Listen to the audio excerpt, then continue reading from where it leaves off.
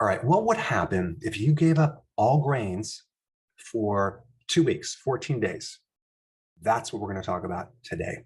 And yes, I'm talking about the breads, pasta, the cereal, the crackers, the biscuits, the waffles, the pancakes, the muffins, the donuts, etc., as well as the rice and the corn. Now, if we compare giving up sugar for 2 weeks to giving up grains for 2 weeks, I really think you're going to have way more benefit giving up the grains for 2 weeks, simply because what these grains do to your gut. Not only do you have this spike in blood sugar, but you also have a lot of inflammation. All right, let's unpack this topic. What's a grain? Well, a grain is a seed of grass, okay? Different types of grass. And in a grain, you have three parts. You have the bran, which is the fiber part, which has some B vitamins. You also have the germ part, which has some B vitamins, vitamin E, minerals, and phytonutrients. Then you have what's called the endosperm. Okay, that's where you have all the carbohydrate. This is where you have some more B vitamins, and this is where you have the protein. And I'm talking about gluten, okay? Gluten. So very few people are consuming just straight whole grain. Like they don't go and buy this grain and then come home and germinate it, soak it, getting rid of the phytic acid. So that way you don't have something that blocks your minerals. And then they don't then dry it out and then grind it into flour right away and then turn it into bread. That's not what happens. You go to the store and you either buy the product that's already done, or you might buy flour. And even if it's whole grain or whole wheat flour, it's been sitting on the shelf for quite some time. Now, the definition of whole grain is any mixture of bran, endosperm, germ, in proportion one would expect to see intact grain. And the FDA said if it's at least 51% whole grain, it can be considered or defined as whole grain. So you can basically have 49% refined grain with this whole grain, and it's whole grain. So here's the problem. As soon as they grind the grain, okay, they expose it to air and light and oxygen. That right there oxidizes and destroys the delicate fatty acids, the delicate vitamins. This is why back in the 20s and 30s and 40s, they started to fortify grains, okay? They started to add some so-called nutrients back into the grains because quite a few people were ending up with diseases like pellagra, which is a severe B3 deficiency, and beriberi, which is a severe B1 deficiency. And I think I recall a report, even in the early 1900s, there were like 7,000 people who died of pellagra, which is the B3 deficiency, because of these grains. So they ended up adding in some synthetic version of vitamins back into this grain to try to bring it back to where it was, because in the refining process, you end up stripping out a lot of the nutrition. So they put back in iron, B1, B2, B3, folic acid, and calcium. And you can imagine the quality of those vitamins are definitely probably the lowest list. They're made from petroleum and they just stick them in there. Not too impressed with that. The problem is when you eat grains that have been fortified, which it's mainly in America and in a few other countries, but certain parts of Western Europe, and I think Italy, don't use this fortification crap. And so this is why when you eat grains in other parts of the world, if you're not in the US, you don't nearly get the bloating. The grain doesn't sit in your gut like a iron weight because there's iron in there, right? Plus, they do use a different type of grain as well. But that fortification is not good on your digestive system. So when they actually refine the grain, okay, you end up eating the product. And you actually, if you consume refined grains, you create deficiencies of certain nutrients, okay? And at least two of the primary nutrients that you'll create deficiencies are the B vitamins and the vitamin E complex. Now, they put back in 3 B vitamins, but what about all the other B vitamins? These other B vitamins that are not in there that you then become deficient in, can create a major strain on your heart. Now, you may have not heard of vitamin B4.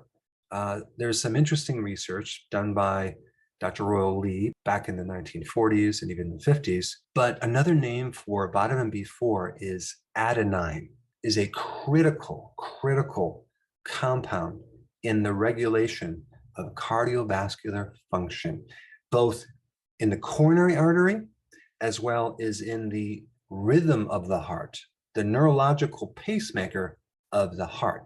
And so if you're deficient in this element, it could put a big strain on not just one part of the heart, several parts of the heart. So giving up grain for 2 weeks will take some relief off of your heart, both the coronary artery as well as in the pacemaker of the heart. So the heart can then stay in rhythm much easier. Now let's talk about vitamin E.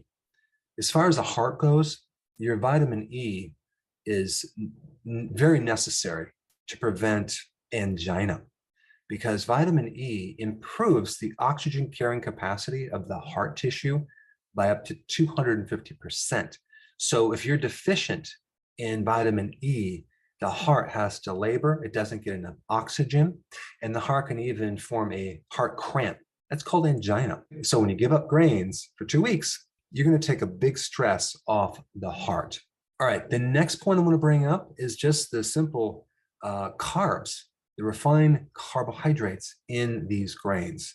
They're huge with a pretty high glycemic index. And I'm not even talking about the added sugar to the cereals and all these other grains. I'm just talking about where grains are on the glycemic index, okay?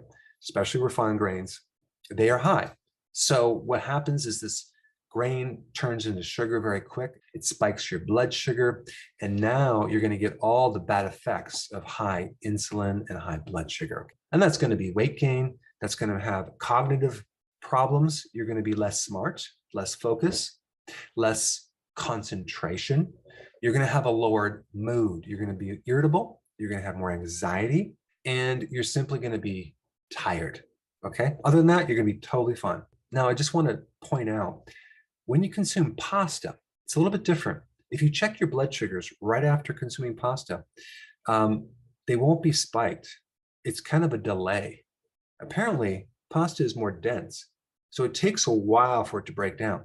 So if you check it within an hour, your blood sugars will be spiked in a major way. So just because it doesn't get spiked right away doesn't mean it's not going to spike later. All right, the next point I want to bring up is this thing called phytic acid. What is it? It's a protective chemical that seeds use to keep a seed from sprouting, okay?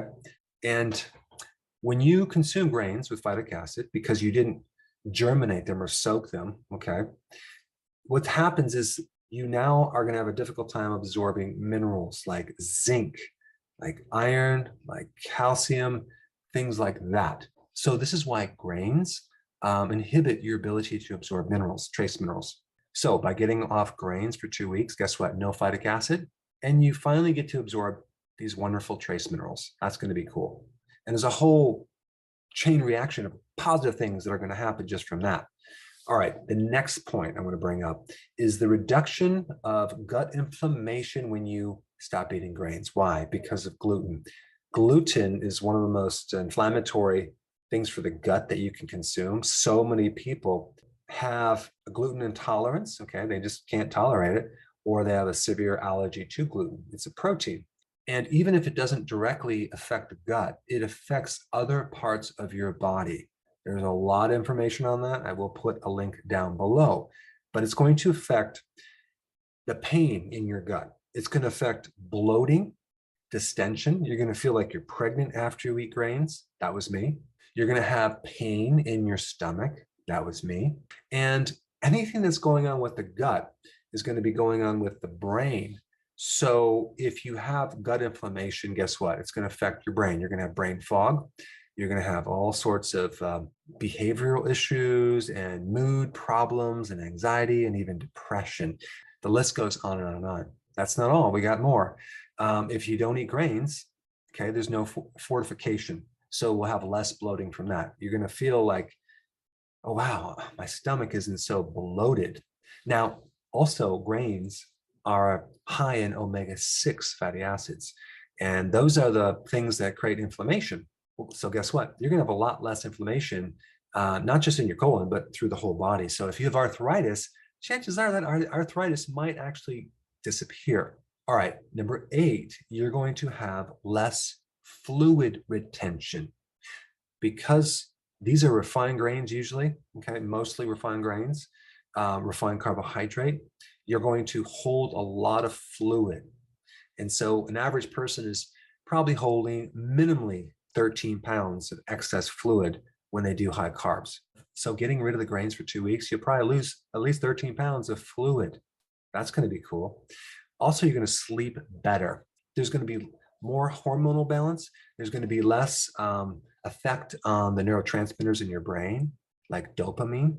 And you're going to just feel calmer. You're going to feel stress-free, okay? And then you're going to sleep better.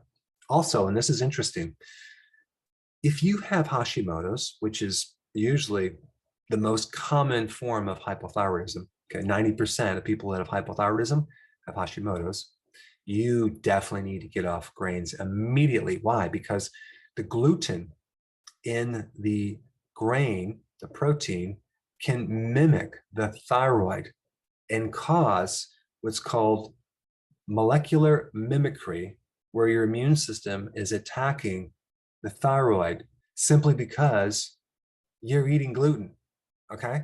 So you need to get rid of that, and guess what? Your thyroid's going to be a lot happier, and that's going to lead to a whole cascade of wonderful things from that. Also, all this inflammation that you have is going to go away, and your immune system will now finally get a chance to work much better. You're going to be running less on glucose and more in ketones, and so you're going to have a cleaner fuel, and your immune system loves that. So you'll be less sick as well. And lastly, you're going to be less exposed to something called glyphosate. Glyphosate is the thing they spray grains, unfortunately, even though some of these grains are not even GMO, they still spray them. So less glyphosate means lower risk of cancer. And it also means better digestive health because the glyphosate kills microbes and they can affect your GI as well. So I challenge you to give up grains for 2 weeks and then write down in the comment section how wonderful your life is because of that. Now, if you haven't seen my other video on giving up sugar for 2 weeks, I put it right here. Check it out.